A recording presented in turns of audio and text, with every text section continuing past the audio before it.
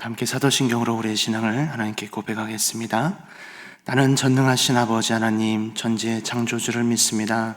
나는 그의 유일하신 아들 우리 주 예수 그리스도를 믿습니다. 그는 성령으로 잉태되어 동정녀 마리아에게서 나시고 본디오 빌라도에게 고난을 받아 십자가에 못 박혀 죽으시고 장사된 지 사흘 만에 죽은 자 가운데서 다시 살아나셨으며 하늘에 오르시어 전능하신 아버지 하나님 우편에 앉아 계시다가 거기로부터 살아있는 자와 죽은 자를 심판하러 오십니다. 나는 성령을 믿으며 거룩한 공교회와 성도의 교제와 죄를 용서받는 것과 몸의 부활과 영생을 믿습니다. 아멘. 우리 함께 찬송가 407장 우리 함께 찬양하시겠습니다. 찬송가 407장입니다.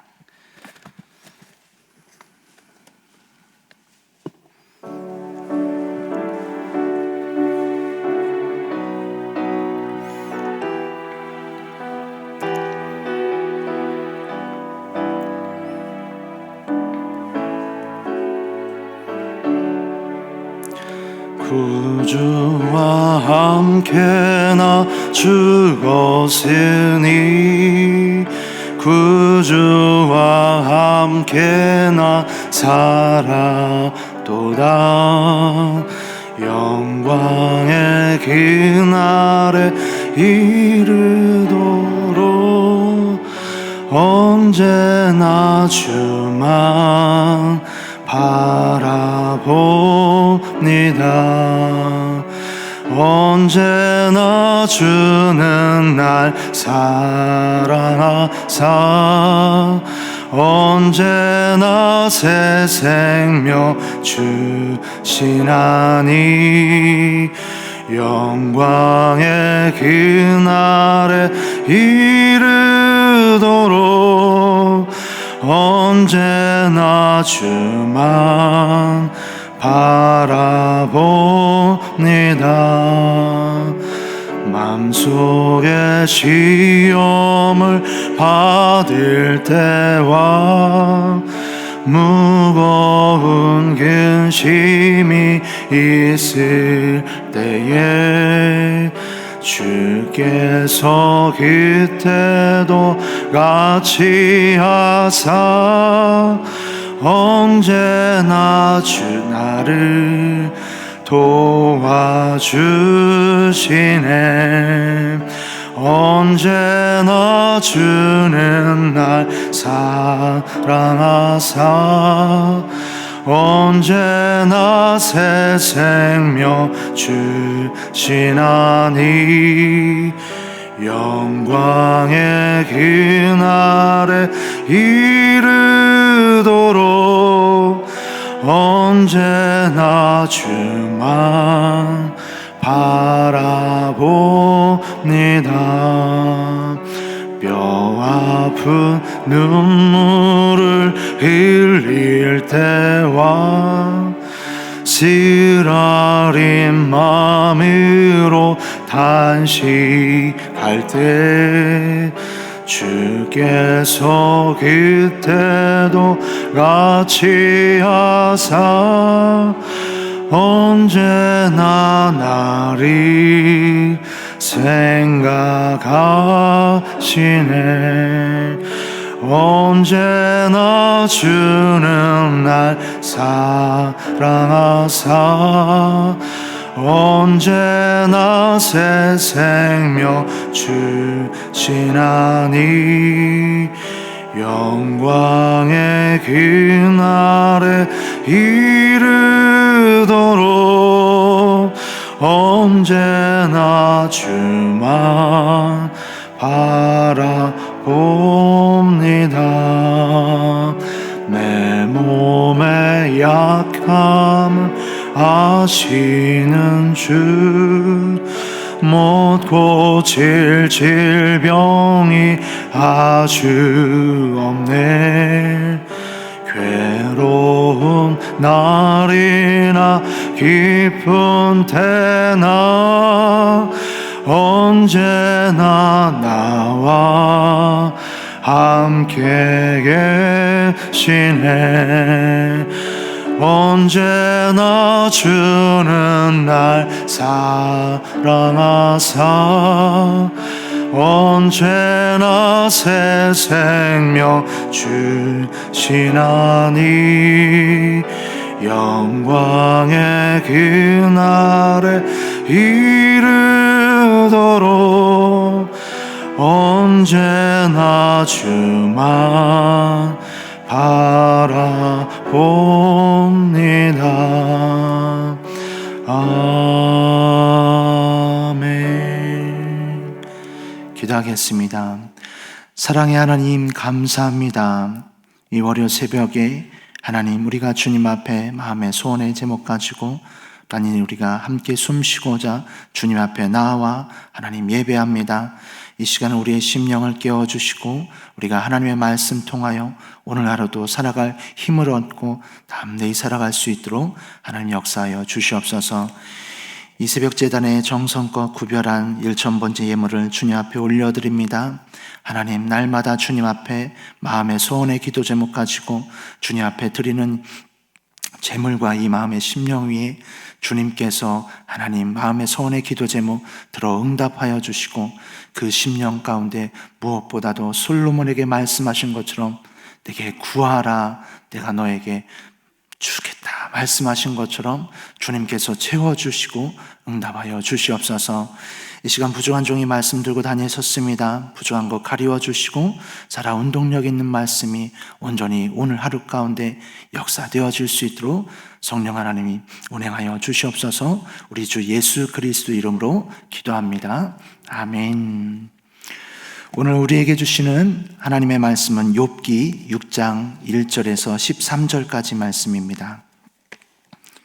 욥기서 6장 1절에서 13절까지의 말씀 다 함께 한 목소리로 합독하도록 하겠습니다. 욥이 대답하여 이르되 나의 괴로움을 달아보며 나의 파멸을 저울 위에 모두 놓을 수 있다면 바다의 모래보다도 무거울 것이라. 그러므로 나의 말이 경솔하였구나. 전능자의 화살이 내게 박힘에 나의 영이 그 독을 마셨나니 하나님의 두려움이 나를 엄습하여 치는구나. 들나귀가 풀이 있으면 어찌 울겠으며 소가 꿀이 있으면 어찌 울겠느냐. 싱거운 것이 소금 없이 먹히겠느냐. 닭의 알 흰자위가 맛이 있겠느냐. 내 마음이 이런 것을 만지기도 싫어하나니 꺼리는 음식물같이 여김이니라. 나의 간구를 누가 들어줄 것이며 나의 소원을 하나님이 허락하시랴. 이는 곧 나를 멸하시기를 기뻐하사 하나님이 그의 손을 들어 나를 끊어버리실 것이라. 그러할지라도 내가 오히려 위로를 받고 그칠 줄 모르는 고통 가운데서도 기뻐하는 것은 내가 거룩하신 이의 말씀을 거역하지 아니하였음이라. 내가 무슨 기력이 있기에 기다리겠느냐. 내 마지막이 어떠하겠기에 그저 참겠느냐. 나의 기력이 어찌 돌의 기력이겠느냐. 나의 살이 어찌 노쇠겠느냐. 나의 도움이 내 속에 없지 아니하냐. 나의 능력이 내게서 쫓겨나지 아니하였느냐. 아멘. 오늘 이 새벽에 나오신 사랑하는 성도님들 위해 하나님의 은혜와 축복이 가득하기를 주님의 이름으로 축복합니다. 욥기서 말씀을 우리가 함께 보고 있습니다. 욥기서 6장과 7장의 말씀은 앞에서 보았었던 것처럼 엘리바스의 말에 그 가운데 대답하는 욥의 대답입니다. 6장은 이제 친구들을 향한 말로서 오늘과 내일 본문으로 보게 되는 말씀이고요. 7장은 이제 하나님을 향한 말로서 수요일과 목요일에 보게 되어지는 본문입니다. 지금의 이제 욥기 6장에서의 이제 상황을 보게 되면 욥의 상태가 지금 어떠한 상태입니까? 극심한 고난 때문에 절망 가운데 빠져 있는 상태입니다. 절망이라는 것이 포기와는 좀 다르더라고요. 이 말씀을 준비하면서 보니까 포기는 내가 어떤 것을 선택할 때 있어서 A라는 동쪽으로 쭉 가다가 그 가운데서 길이 막히면 포기하고 서쪽을 향해서 이제 옮기는 것 또는 남쪽을 향해서 옮기는 것입니다.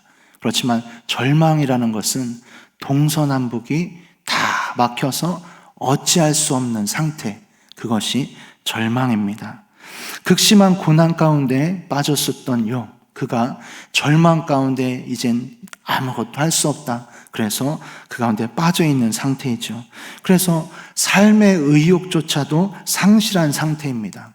그러다 보니 합리적인 판단과 합리적인 결정을 내릴 수 없는 상태이죠.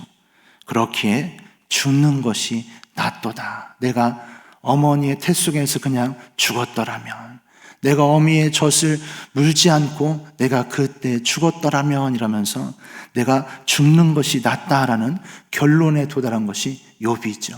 굉장한 고난 가운데, 그 가운데 절망에 빠져 있는 욥을 볼 수 있습니다. 그가 이러한 결론 가운데 이른 것 중에 하나가 무엇이죠? 내가 의지하고 믿는 하나님, 그 하나님께서 어떠한 하나님이라고 지금 고백하냐면 전능자의 화살이 내게 박혔다라고 말합니다. 전능자의 화살, 하나님께서 쏘신 화살이 나에게 박혔도다라는 것이죠. 하나님께서 나를 의지하고 나를 세워주고 나에게 힘을 주시는 하나님이 아니고 나의 대적이 되어 나를 치고 있는 하나님으로 본인은 지금 그 하나님을 그렇게 느끼고 있다라는 것이에요. 그렇게 욥은 절망의 상태입니다. 그럴 것이 말씀을 보게 되어지면 욥이 당하였었던 고난 가운데 자녀들이 또한 가축들이 모든 재산들이 집조차도 이제 허물어지게 되었죠. 그런데 그 사랑하는 아내마저도 뭐라고 합니까? 차라리 하나님을 저주하고 죽어버려라 라고 하고서는 그 아내마저도 본인을 떠나버리게 되어집니다. 자신에게 이제 남아있는 가족이라고는 지금 없는 상태, 자신의 몸마저도 병들어서 그 가운데 신음하고 있는 상태이죠. 이 고난이라는 것은 사람을 절망 가운데 빠지게 합니다. 그런데 이 말씀을 준비하면서 이런 묵상을 가운데 이제 나아가게 됐습니다. 무엇이냐면 고난이라는 것의 부피의 크기는 사람마다 다르고 다르게 느껴진다라는 것입니다. 시골집에서 이런 적이 있었습니다. 대학생 때로 기억을 하는데요. 소를 키우기 위해서 보면 이제 여물을, 그러니까 볏짚을 준비해서 주죠. 그런데 그것을 이제 빨리 쌓기 위해서 네모만한 택배 박스만한 정도로 이제 집을 찍어내는 기계로 쭉 해서 만드는 게 있지 않습니까? 그 당시 때 이제 송아지 한 마리를 이렇게 키워서 나중에 소로 이제 판다고 송아지 한 마리를 집에서 키우고 있을 때로 기억을 하는데요.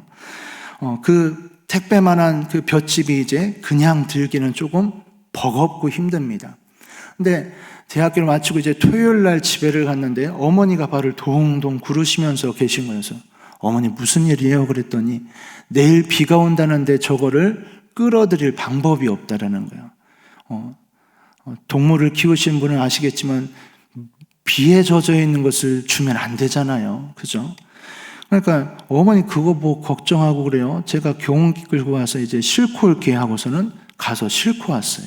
그러니까 어머니가 이제 어머니의 이제 할 수 없는 그 일이 이제 제가 가면서 이제 해결이 된 거죠. 그런데 얼마 지나고 나서 제가 발을 동동 구르는 일이 생겼어요.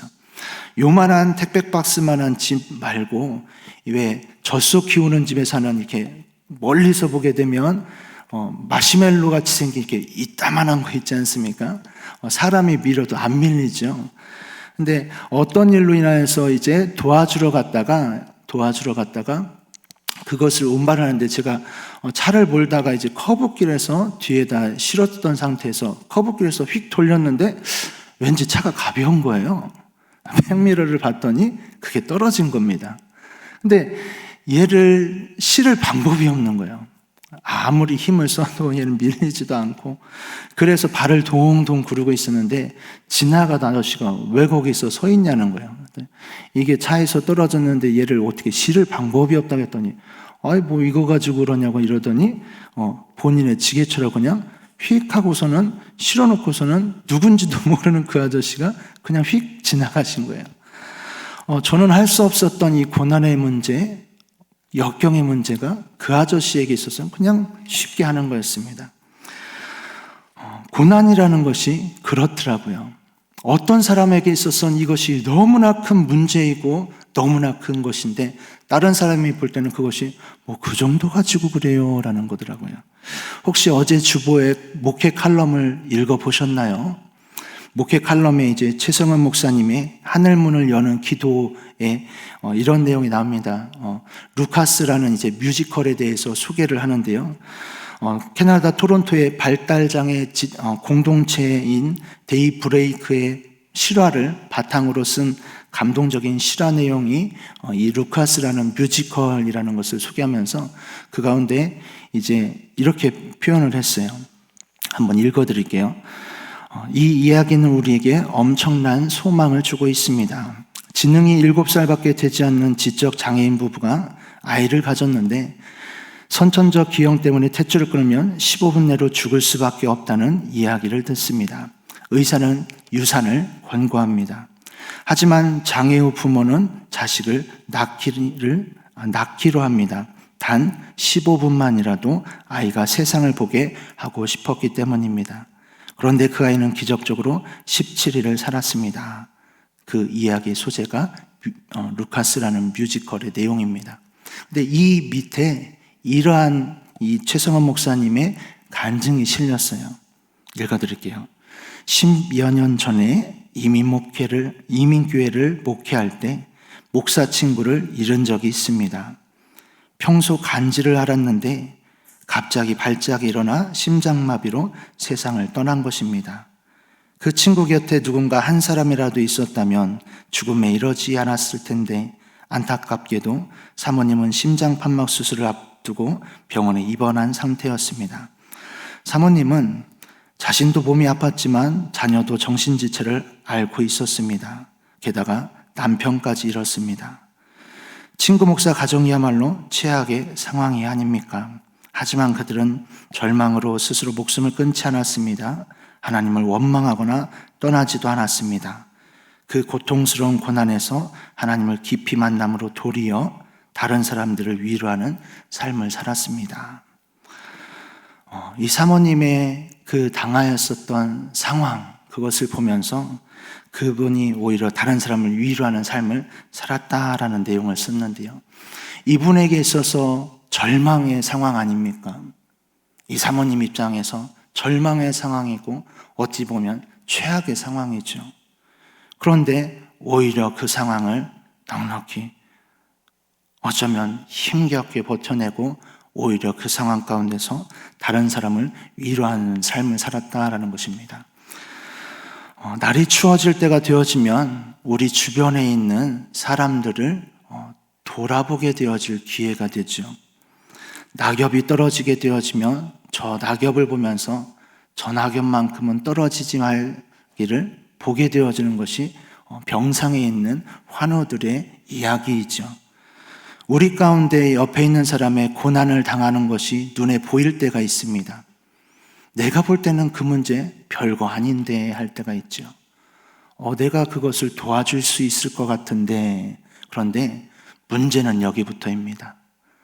그럴 것 같은데 하고 그 사람에게 다가가고 그 사람과 대화를 나누기 시작하면 그 고난의 짐이 함께 덜어지지만 그럴 것 같은데 하고 나서 그냥 생각에 멈추면 그 사람은 그 어마어마한 고난의 짐 가운데 그대로 힘겨워서 깔려 있다라는 것이죠.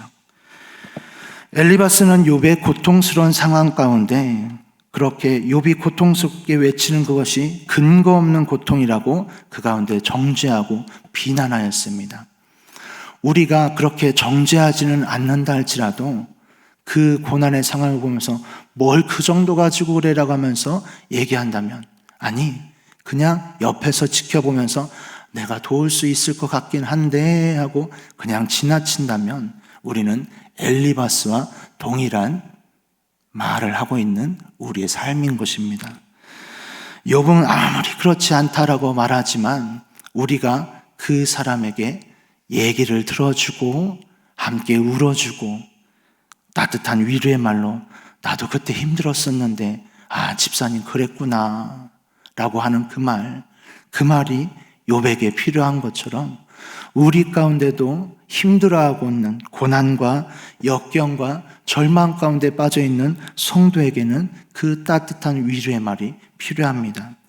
오늘 말씀 속에서 욥의 상황을 보게 되어지면 절망 가운데 있는 것이 그렇게 이야기를 합니다. 우리 8절과 9절 말씀 함께 읽어보겠습니다. 나의 간구를 누가 들어줄 것이며 나의 소원을 하나님이 허락하시라. 이는 곧 나를 멸하시기를 기뻐하사 하나님이 그의 손을 들어 나를 끊어버리실 것이라. 하나님께서 절망의 상황 가운데 나의 대적에 대해서 나를 치시는 그 하나님이 나를 차라리 쳐서 나를 끊어버리시기를 간절히 원하는 욥. 그러한 상황 가운데 있는 사람들이 있습니다.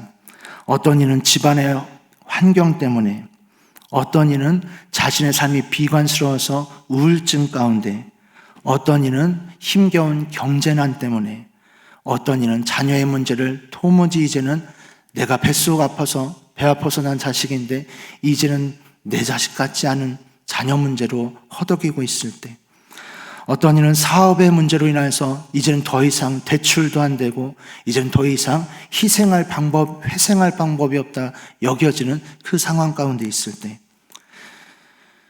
우리가 때로는 어떻게 할 수는 없지만 그 문제를 해결해 줄 수 없지만 그의 이야기를 들어주고 함께 울어줄 수 있습니다. 그것이 바로 교회 공동체이죠. 따뜻한 위로의 말, 함께 울어줄 수 있는 뜨거운 눈물, 함께 안아줄 수 있는 그 마음이 있다면 우리가 정말로 하나님께서 원하시는 그러한 사랑의 공동체, 교회 공동체가 되어줄 줄 믿습니다. 오늘 하루 가운데 살아가면서 그러한 사람이 보여지거든, 난 그러한 사람이 생각나거든, 그 사람에게 다가가고 그의 고난의 짐을 함께 덜어줄 수 있는, 함께 울어줄 수 있는 복된 성도님들 되시기를 주님의 이름으로 축복합니다. 이 시간 함께 기도하겠습니다. 11일자입니다.